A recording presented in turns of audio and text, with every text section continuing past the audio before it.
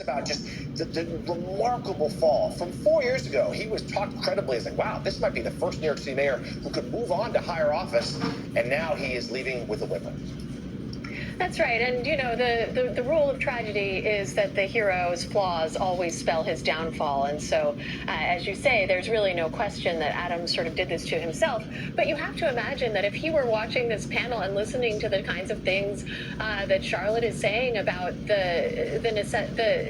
how promising it might be to have a true moderate in this race who could talk about pragmatism and reforming the city government in constructive ways and not making a lot of promises of free stuff, that he felt like he was that candidate, and he believes that he has governed the city in that way and simply hasn't gotten enough credit for it. And there's a fair number of people who are tuned into the actual running of the city who would agree with him on that, even if they think that he deserves all of the recriminations that he's gotten. I think when Brian's talking about the fear that's motivating people in this election, it's pretty remarkable that he didn't even mention the fear of crime. Because 4 years ago, when Adams was elected, that was the main fear on people's minds. And there are still a lot of New Yorkers who are concerned about public safety. But the fact that it has receded to be a secondary issue in this election, I think Adams and his allies would say is another marker of how successful he's been in bringing down crime rates. Even if most New Yorkers say they don't believe it, they don't feel it.